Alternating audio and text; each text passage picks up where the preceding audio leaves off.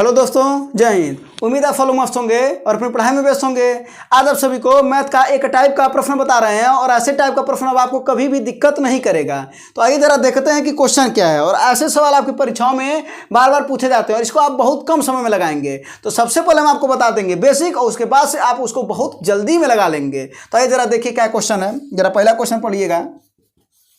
Question क्या कर रहा है एक वस्तु को 2% और 18% के लाभ में बेचने पर विक्रय मूल्य का 3 रुपए का अंतर है, तो दोनों विक्रय मूल्यों का अनुपात बताओ। यानी विक्रय मूल्य में अंतर दे रखा है और क्या कर रहा है, उनका अनुपात बता दो। तो जरा देखिए ऐसे सवाल को ना आपको जल्दी में लगाना, तो कैसे लगा सकते हैं। तो जरा देखिए 2% का क्या हो रहा है, एक बार आपको लाभ हो रहा है, अच्छी बात है। अगली बार क्या हो रहा है, 18% का लाभ हो रहा है, अच्छी बात है। अगर आपको जल्दी में लगाना ना तो ऐसे सवाल को क्या करेंगे, 2% लाभ हो रहा है इसका मतलब 102 हो गया, 18% का लाभ हो गया इसका मतलब 118% हो गया। इसी का रेशियो ज्ञात करने के लिए कर रहा है, इसी को आप कर लीजिए। तो 2 से काट देंगे तो कितनी बार में कट जाएगा, 51 बार में। और ये कितनी बार में कटेगा, 2 पच्चे 10 और 2 नवा 18, 59 बार में। तो आपका जो अनुपात आ जाएगा वो 51:59 का अनुपात आ जाएगा।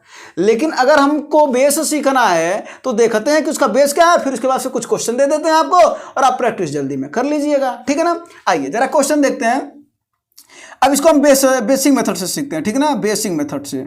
तो बेसिक मेथड देखिए क्या कहता है, क्या कर रहा है कि मान लेते हैं कि हम क्रय मूल्य आपका यक्स है, कोई दिक्कत इसमें बिल्कुल भी नहीं, 100 रुपये आपका क्रय मूल्य है।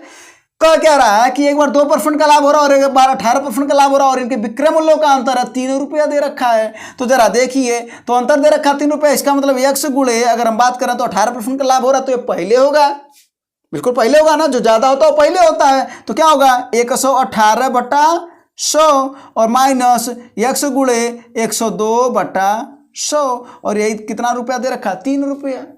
ये क्रय मूल्य पर है और क्रय मूल्य पर 18% का लाभ 118 हो गया और ये क्रय मूल्य है, इस पर 2% का लाभ इतना हो गया और इसी का अंतर दे रखा है 3 रुपए के बराबर। कोई दिक्कत भी नहीं है आपको। तो जरा देखिए यहाँ से क्या कॉमन है, 100/100 कॉमन है और यहाँ पर क्या बचेगा, 118 माइनस 102 बराबर 3। कोई दिक्कत नहीं है। तो यहाँ से x का वैल्यू ज्ञात कर लेंगे तो कितना हो जाएगा, 3 गुणे 100, ये 100 उधर चला जाएगा। अब बटा 118 में से 102 जा कितना हो जाएगा आपका 16। तो बात करा जाए तो ये आपका हो गया क्या, क्रय मूल्य आ गया। ये क्या आपका आ गया, क्रय मूल्य आ गया। अब आपको क्या चाहिए, इसका विक्रय मूल्य का अनुपात चाहिए। तो जरा देखिए अगर हम बात करें, अगर पहला विक्रय मूल्य निकाला 2% पर अगर हम विक्रय मूल्य निकालें तो हमारा क्या निकल के आएगा, जरा देखिए इस बात को। तो जरा देखिए क्या है विक्रय मूल्य, सॉरी क्रय मूल्य 3 गुणे 100/16 और इसी पर 2% का लाभ हो रहा है यानी 102/100, यही विक्रय मूल्य हो गया 2% वाला, है ना।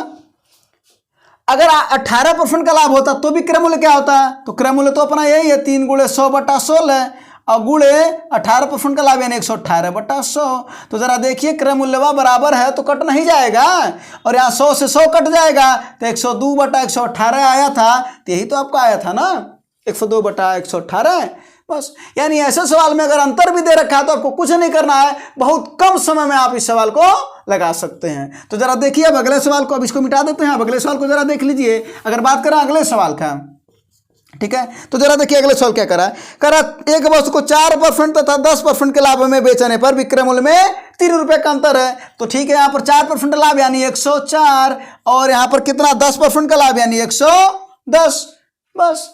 अब विक्रय मूल्य का अनुपात पूछ रहा है तो ज्ञात कर लीजिए, तो कितना हो जाएगा, 2 पच्चे 10, 2 दूना 4 और ये कितना हो जाएगा, 2 पच्चे 10, 2 पच्चे 10 यानी 52 और 55 का अनुपात हो जाएगा। ऑप्शन नंबर पहला, कोई सा भी दिक्कत नहीं है।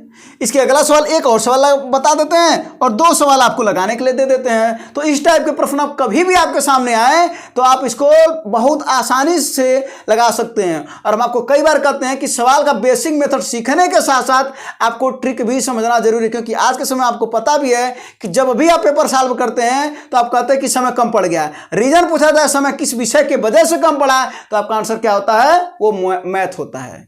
तो मैथ की वजह से तो आपका जो समय होता है वो कम पड़ जाता है। तो मैथ में हमको बेसिक भी सीखना है और बेसिक के साथ साथ ट्रिक भी सीखना है, और कोशिश क्या करिए कि ट्रिक खुद बनाया करिए, क्योंकि खुद का ट्रिक बनाया हुआ चीज़ वो जल्दी भूलता नहीं है। जैसे यहाँ पर आपने बेसिक सीखा, बेसिक से आपको समझ में आ गया कि बाद में ले दे करके क्रम मूल्य तो कट ही जा रहा है, तो उसके बाद से आपने सीधा सीधा बना दिया 102/118। वैसे यहाँ पर 4% का लाभ हो रहा था तो 104/10% का लाभ 110। वैसे अगले सवाल में जरा देखिए, अगला सवाल वाला देखिए क्या कर रहा है। अगला सवाल कर रहा है 4% और 6% के लाभ पर। आंसर आपको मिल गया होगा। 4% का लाभ यानी 104 और 6% का लाभ यानी 106।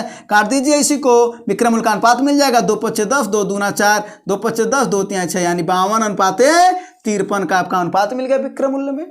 कोई दिक्कत नहीं है। तो 2 सवाल हम आपको और दे देंगे, इन दोनों सवाल को लगा करके आप कमेंट बॉक्स में बताइएगा, और ये भी बताइएगा कि ये वाला सवाल आपको समझ में आया कि नहीं, और इसके बाद से इस टाइप के प्रश्न आपसे अब नहीं फंसेंगे। ठीक है दोस्तों, तो अगर ये चीज़ अगर आपको समझ में आया होगा तो दोस्तों के पास शेयर जरूर कर दीजिएगा। धन्यवाद, जय हिंद।